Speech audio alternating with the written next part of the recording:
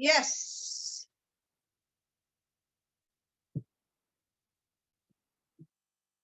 बहुत ही इंपॉर्टेंट चीज आती है जिसे बच्चे छोड़ के आते हैं, उपसर्ग तथा प्रत्यय। मैडम हमारे दिमाग में तो ये आया ही नहीं कि ये क्वेश्चन बनेगा या ये वर्ड बनेगा। तो उपसर्ग तथा प्रत्यय सभी बच्चे अपनी कॉपी पे हेडिंग पुट कर लेंगे।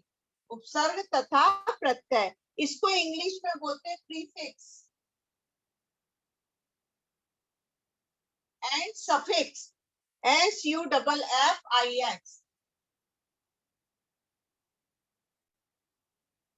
Prefix and suffix. क्वेश्चन आता है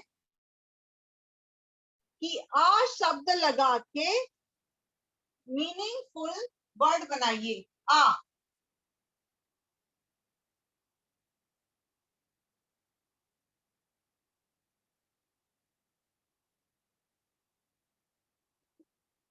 अब आ से तो आप बना सकते हैं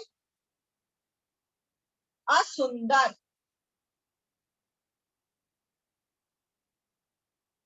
और क्या बना सकते हैं बताइए जरा। आ से अपार, आ के नीचे अंडरलाइन कर देंगे, अपार बन गया। अपरिपक्व, मैम अनार। अमर, बहुत अच्छे, अमर। ऐसे आ से शब्द बनाए जा सकते हैं। अगर ये शब्द आ जाता है बा, बे, बे से शब्द बनाइए तो आप क्या बना सकते हैं? बेईमान,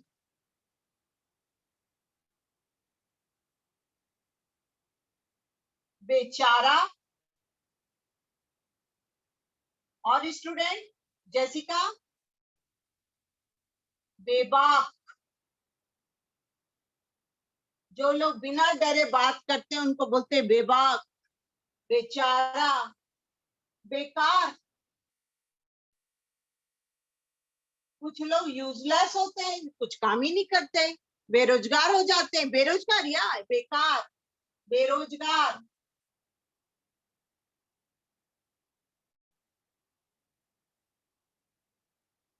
तो बे शब्द से हम इतने सारे उपसर्ग, जब वर्ण शब्द के आगे लगता है तब उसे उपसर्ग बोलते हैं, और जब शब्द जो है वो पीछे लग जाता है तब हम उसे बोलते हैं प्रत्यय। जब वर्ण शब्द के पीछे लगता है ना, तो उसे हम क्या बोलते हैं? प्रत्यय बोलते हैं। तो उपसर्ग से नए नए शब्दों का निर्माण किया जा सकता है, लेकिन ये शब्दों के आरंभ में लगते हैं। उपसर्ग शब्दों के आरंभ में लगती हैं।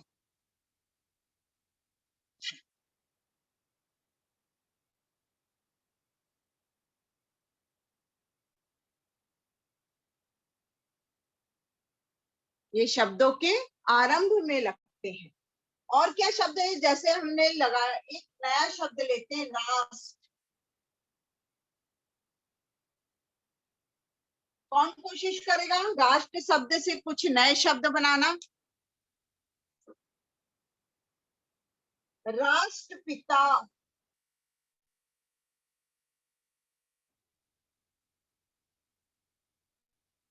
कौन कहलाते हैं राष्ट्रपिता? महात्मा महात्मा गांधी। हाँ, राष्ट्रपिता, राष्ट्र, राष्ट्र। और कोई वर्ड आपके माइंड में आ रहा है राष्ट्र से?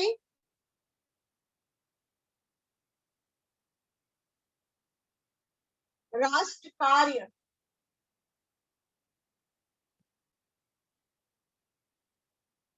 राष्ट्र के कार्य को क्या बोलेंगे? राष्ट्र कार्य। और दो शब्द तो हमने बनाए राष्ट्र से, राष्ट्रपिता और राष्ट्र कार्य। एक और वर्ड है जैसे राष्ट्रीय ध्वज। राष्ट्रीय ध्वज,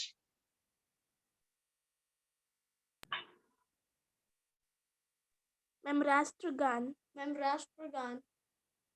राष्ट्रगान, बहुत अच्छे।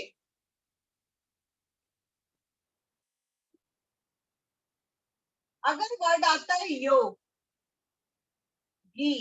योग, योग से आपको अब नए शब्द का निर्माण करना है, तो आप क्या बनाएंगे? योगी। मैम योगदान। योग धन ई, योगी। मैम योगा। योगा। मैम योग। योग धन आ, योगा। योग्यवान, कोई बोल रहा था बीच से, मैम योग्यवान। योगदान।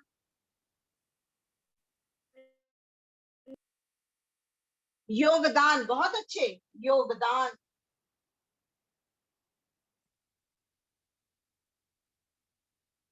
है ना? और हम शब्द बना सकते हैं कुछ अच्छे जो इंपॉर्टेंट शब्द हैं, जैसे उत। उत वर्ड से अगर आ गया तो आप लोग क्या करेंगे? ये आते हैं, बहुत इंपॉर्टेंट है। Are you written all things? No ma'am, मेरा थोड़ा सा और बचा है। Ma'am Okay. मेरा भी।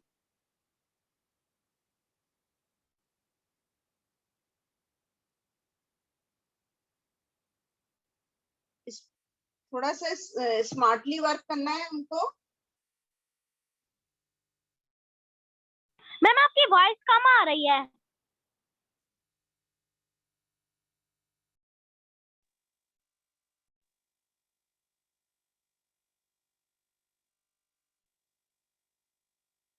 My voice is clear now? Yes ma'am. Okay.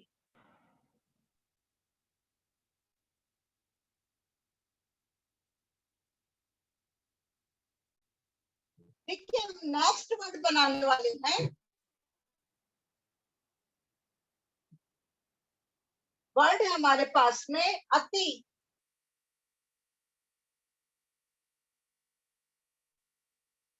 अति, अति से बना सकते हैं अति मैम धन अति उत्तम। अति उत्तम, बहुत अच्छे। अति अंत लगा के बनाएंगे, अत्यंत। ये बहुत इंपॉर्टेंट है। अति धन उत्तम,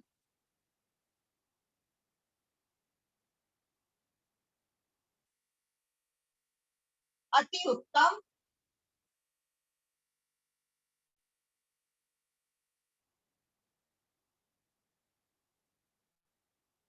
अति धन उत्तम, अति उत्तम। अति धन शय, अति धन शय, अतिशय।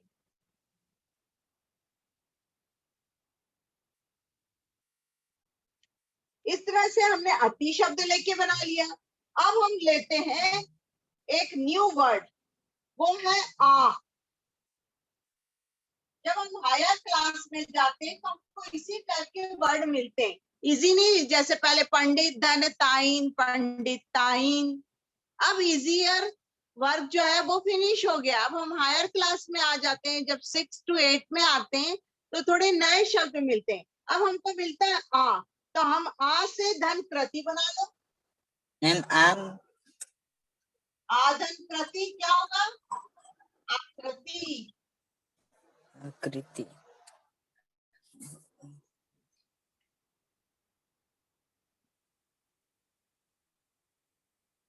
आधन जन्म, आजन्म, जिसका जन्म ना हुआ हो, आजन्म। ये एक शब्द में उत्तर देने आता है। जिसका जन्म ना हो तो आपको लिखना पड़ेगा आजन्म। मैम आना। आना बना सकते हैं, लेकिन और बेस्ट हो सकता है आरक्षण, जिसके लिए दुनिया फाइट करती है कि ST SC पर्सन को आरक्षण ना मिले, धन रक्षण, आरक्षण,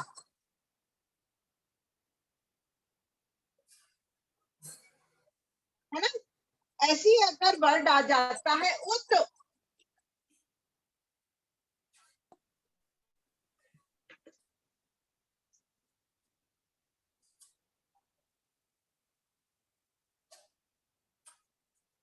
बहुत अच्छे से राइट करेंगे। उत, उत धन थान, उत धन थान। देखिए इसके साथ साथ आप संधि भी सीख रहे हैं, इसे बोलेंगे उत्थान।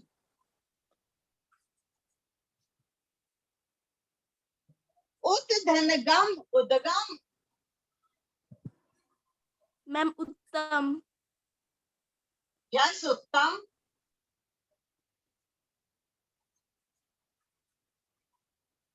उत्तम,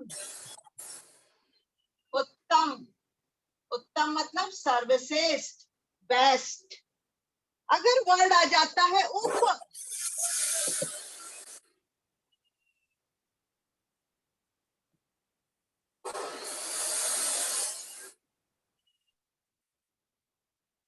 उप धनमान, उपमान,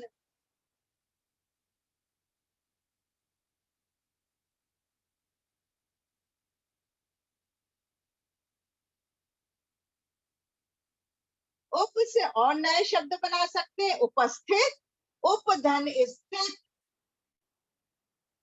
लेकिन एग्जाम में भी आपको याद रखना है। मैम उपयोग, मैम उपयोग, हाँ, उपस्थित, उपधन योग, उपयोग,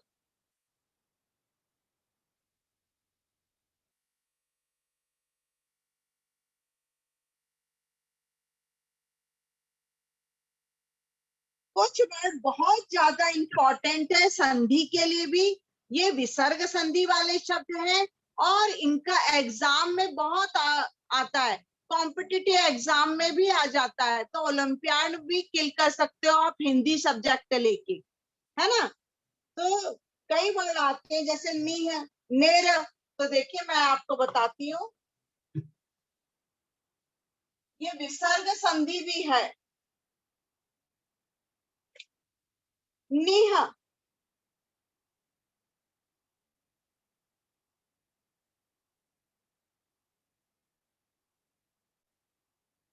विसर्ग, नीह धन संधि या नीह धन संदेश, निह संदेश,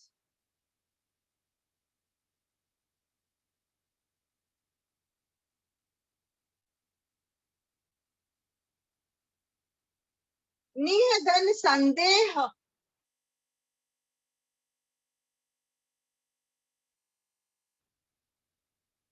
निह संदेह,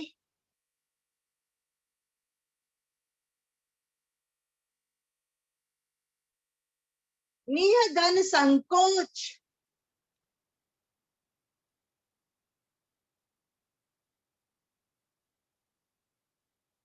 निह संकोच,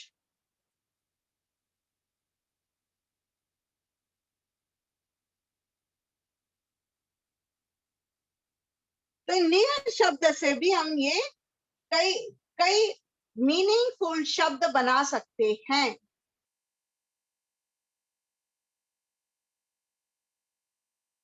अगर वर्ड आ जाता है निस,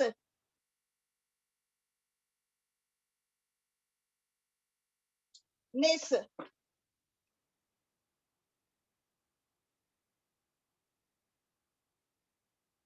आप बना सकते हैं। ये विसर्ग संधि है, इसमें भी विसर्ग लगा है, निस, हलंत लगा हुआ है। तो लिखेंगे निस धन काम, निष्काम,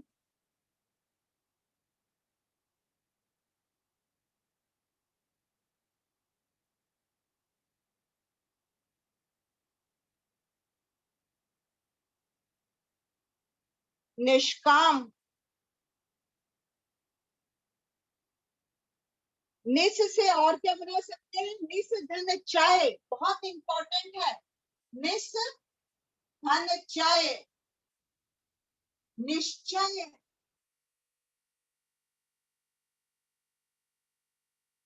ये इंपॉर्टेंट क्यों है? क्योंकि देखिए सा और आ मिलके शा बना रहे हैं, एक अलग ही वर्ण बन रहा है, शा षटकोण का बन रहा है।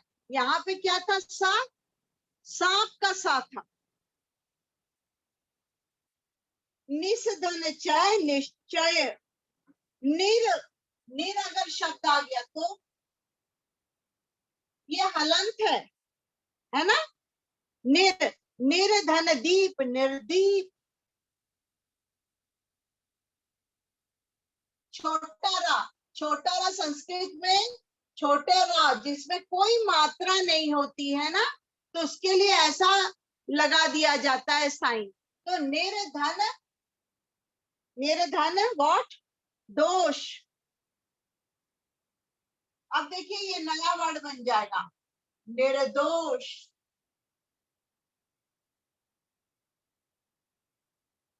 रा की रेप बन लग जाएगी। निर्धन मल,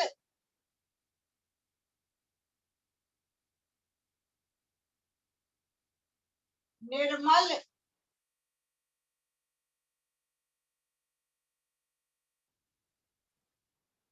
निर्धन जन, निर्जन।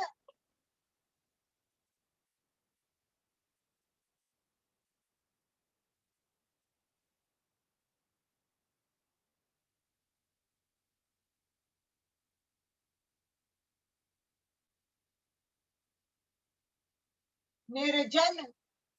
तो इस तरह से हम कई नए शब्द आज सीखते हैं। निह, निस, नेर, उप, और भी पहले हमने सीखा। इन शब्दों की सहायता से हम नए शब्द बना सकते हैं। तो इसे उपसर्ग कहा जाता है।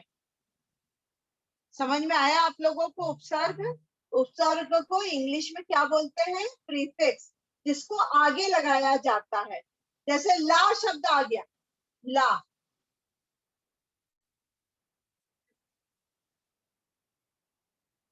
ला। अगर ला शब्द से कोई आपको बनाना है नए शब्द, तो आप बना सकते हैं ला धन परवाह।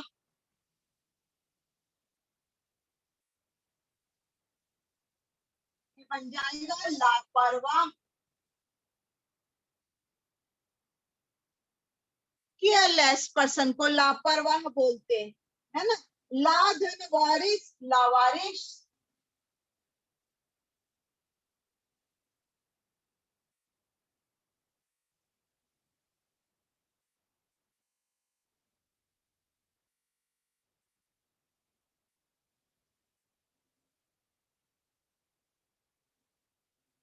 जिसका कोई वारिस नहीं होता है उसको बोलते हैं लावारिस। तो ला शब्द से लाइलाज, लाजवाब, है ना? बा से मैम अगर बा शब्द आ गया तो बगैर, बा से बगैर, बनाम, बखूबी, बा शब्द से आ सकता है। ये सब एकदम नए शब्द हैं। बा, बा धन नाम, बनाम, मतलब बनाम का अर्थ होता है जिसके कोई नाम ना हो, बनाम।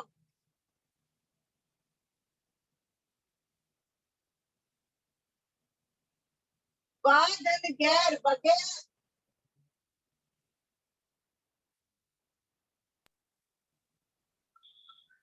बगैर,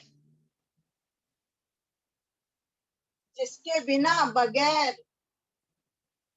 बदौलत, आपकी बदौलत ही मैंने नाम कमाए हैं, बदौलत।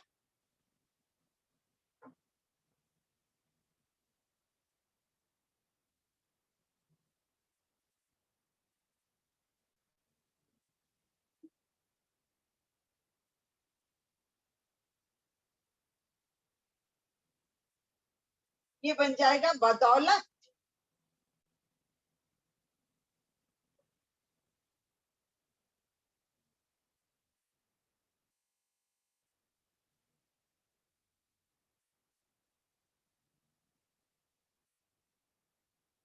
मूल शब्द के आरंभ में जो शब्द जोड़ दिए जाते हैं उन्हें उपसर्ग होते कहलाते हैं, और उपसर्ग जो होते हैं वो अर्थवान होते हैं, बिना अर्थ के नहीं होते हैं।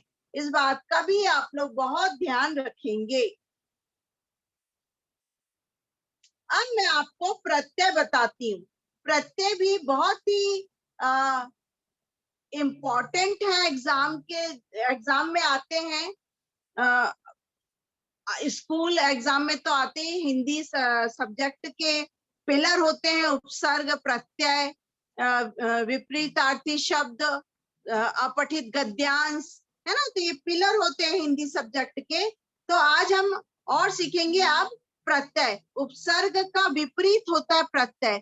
यहाँ पे शब्द को पहले लगाया जाता है, आरंभ में लगा लिया जाता है, उसे कहते हैं उपसर्ग। लेकिन जब शब्द को पीछे लगाया जाता है तो वो कहलाते हैं प्रत्यय। जैसे ईया वर्ड आ गया, पहले प्रत्यय हेडिंग पुट कर लेते हैं हम।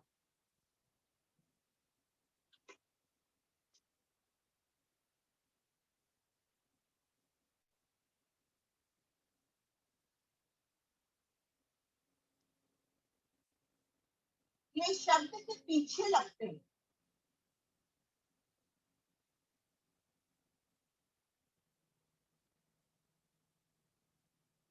और इन्हें क्या बोलते हैं? प्रत्यय। अगर कोई वर्ड आता है जैसे ईया, अब आपको इसको पीछे लगाना है और मीनिंगफुल शब्द बनाना है, मीनिंगफुल वर्ड बनाना है। तो हम बना सकते हैं ईया तो डिबिया,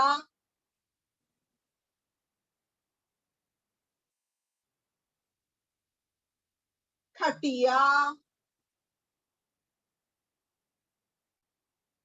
बिटिया,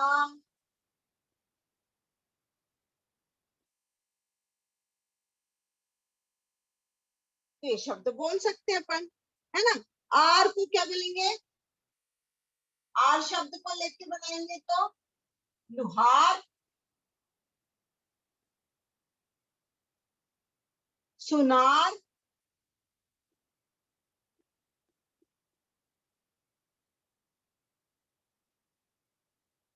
अगर पन वर्ड आ गया तो हम बनाएंगे बचपन,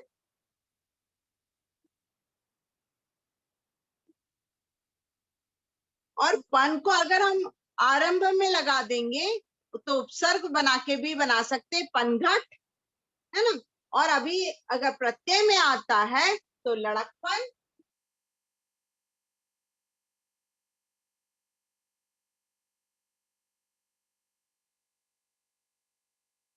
तो ये प्रत्यय कहलाते हैं जो शब्द के पीछे लगते हैं। अन, अगर संस्कृत का कोई वर्ड आता है जैसे अन, अन के साथ में आपको प्रत्यय बनाना है तो चिंतन। अब आप कैसे सोच लेंगे? देखिए अन, अन से अगर शब्द बनाना है तो वो हो जाएगा चिंतन। इजी तो कोई भी बना सकता है, लेकिन थोड़े टफ वाले शब्द मैंने निकाले हैं। और आज मेरा यही उद्देश्य था कि तुम लोगों को थोड़ा सा ग्रामर पढ़ाया जा रहा है हिंदी का, है ना। तो अन शब्द से आप बना सकते हैं चिंतन, मनन।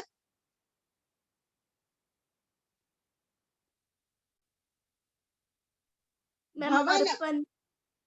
अर्पण, मैम बहुत अर्पण। अच्छे।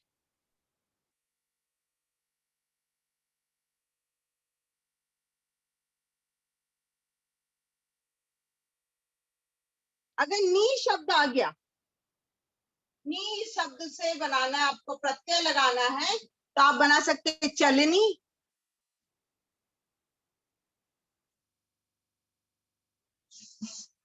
और नी से बना सकते हैं फूकनी। गांव में लोग चूल्हे को फूकते हैं फूकनी से, फूकनी। मैम निशानी। क्या बनाना है? निशानी। निशानी उपसर्ग हो जाएगा बेटा। हाँ, उपसर्ग और दोनों हो जाएगा, लेकिन वो छोटी ई हो जाएगा। बड़ी ई में उपसर्ग हो जाए। जननी, बहुत अच्छे। मैम चांदनी। जननी, मैम दामिनी, मैम चांदनी, चांदनी, बहुत अच्छे। तो इस तरह से हमने प्रत्यय भी सीखा कि कुछ नए शब्दों के साथ में हम प्रत्यय भी लगाते हैं।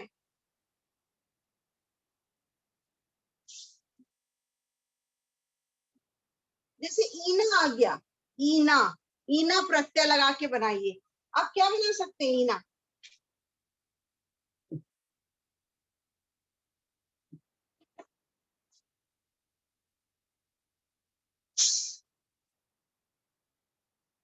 महीना, ये बड़ी ई की मात्रा लग गई इसमें, महीना, है ना? ईना शब्द से बन गया। और क्या बनाया जा सकता है, आप जान सकते हो, बता सकते हो मुझे? Shabina,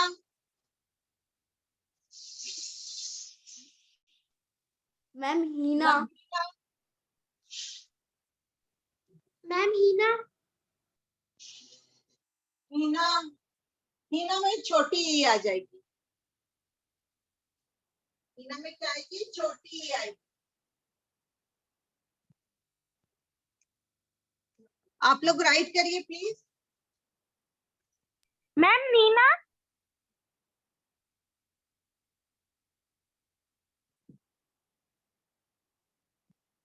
ma'am Nina and Babina, ma'am जीना,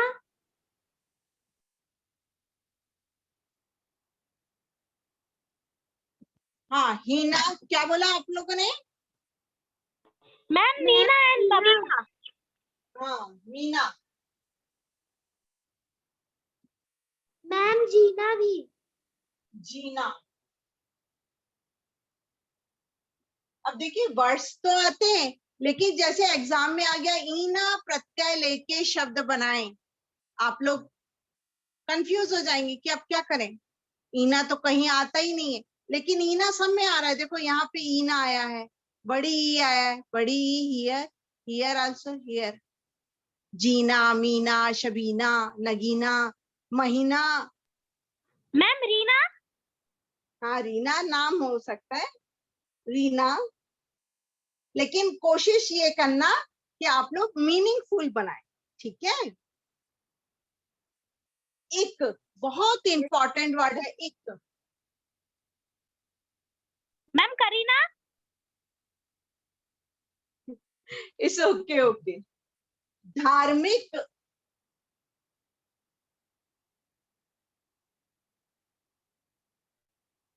धार्मिक, पौराणिक,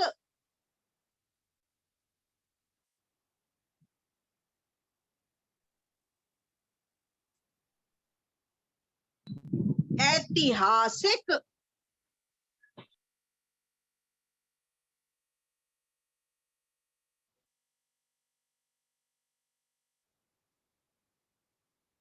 कहाँ एक वर्ड आया है? देखिए, हियर, हियर, हियर, छोटी ई और का। ऐतिहासिक, पौराणिक, धार्मिक, एक वर्ड आ गया। तो इस मैम तरह से नाविक, हाँ, नाविक, बहुत नाविक, अच्छे। नाविक, हाँ, नाविक, बहुत मैम बढ़िया। कार्तिक, कार्तिक, हाँ कार्तिक हो सकता है, वेरी गुड।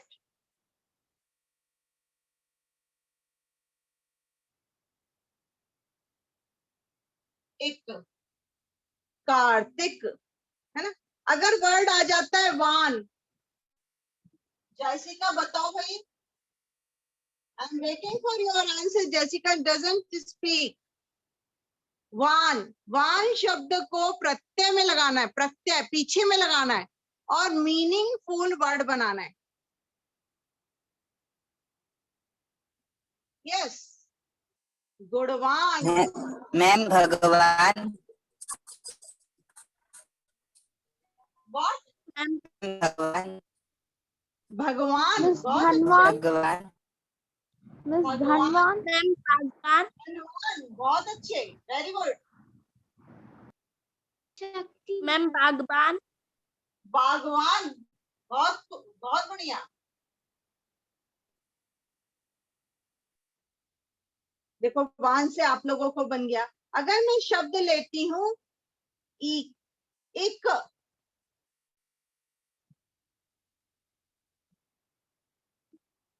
अब बताइए।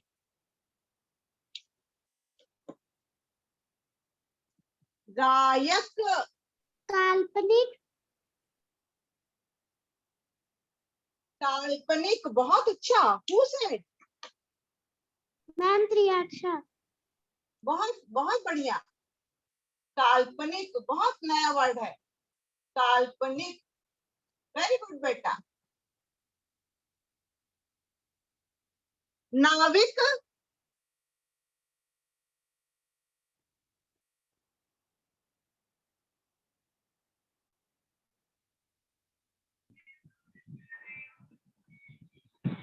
नायक,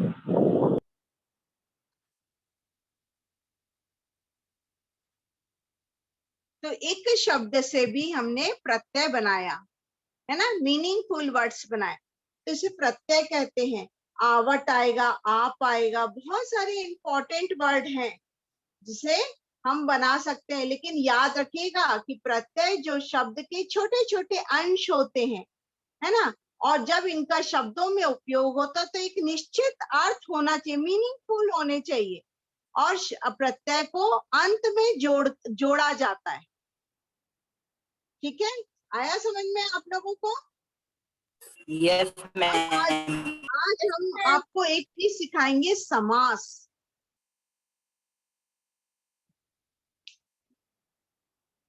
ये भी इंपॉर्टेंट चीज है। समास मीन्स होता है compound word. Are you written all things? No ma'am, थोड़ा सा और बचा है। Completed ma'am. Miss done. अब सभी बच्चे हेडिंग पुट करेंगे समास, और याद रखिएगा अगर ये लिंक जाती है तो जस्ट उसको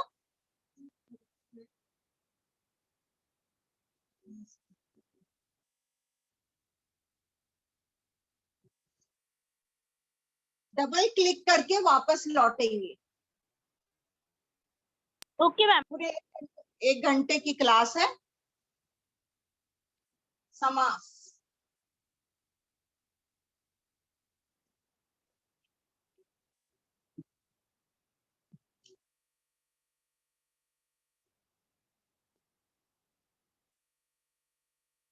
जो बच्चे क्लास 6 में है, 7th में है, 8th में है, उनको समास संस्कृत में भी आएगा और हिंदी में भी आएगा।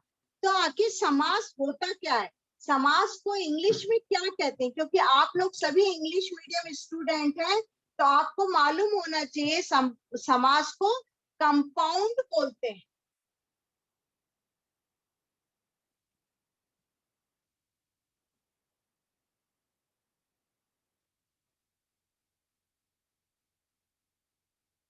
कंपाउंड समास क्या होता है?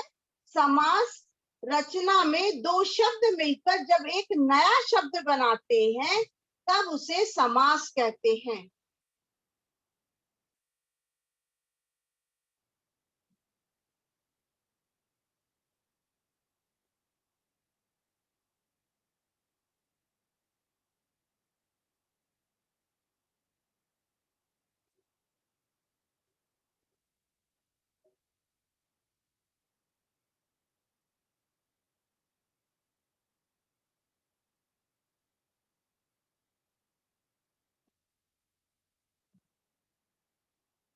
उसे समास कहते हैं।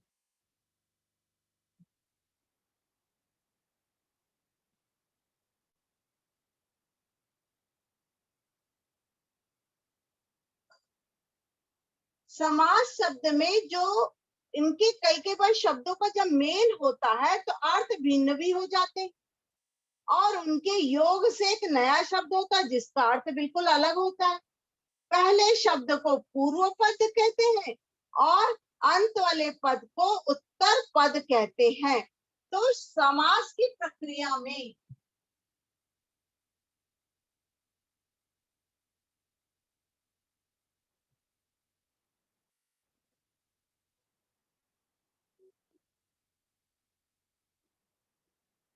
भिन्न अर्थ वाले शब्द बन जाते हैं।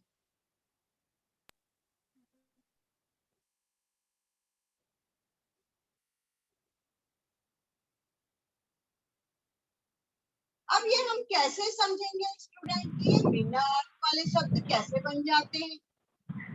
अरे भाई, हमने जैसे बोला नीलकंठ, मतलब जिसका कंठ हो नीला, नीलकंठ।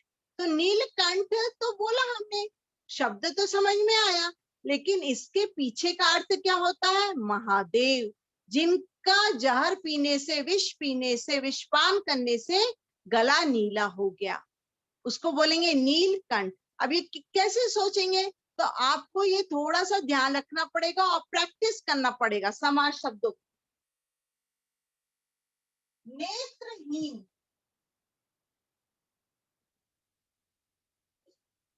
अब ये शब्द कैसे बना हुआ होगा? नेत्रहीन, नेत्र धनहीन। जो नेत्र, जिसके पास नेत्र ही नहीं होते, जो नेत्रों से हीन होता है, उसे नेत्रहीन कहते हैं। हीन मतलब लेक होना, नहीं होना, चीजों का नहीं होना, हीन। इसीलिए हमें दिन में 10 बार बोलना चाहिए, मेरे पास सब कुछ है, मेरे पास सभी चीजें हैं, सब काम अच्छे से हो जाएगा, मैं किसी चीज से हीन नहीं हूं, क्योंकि हमारे पास नेत्र हैं।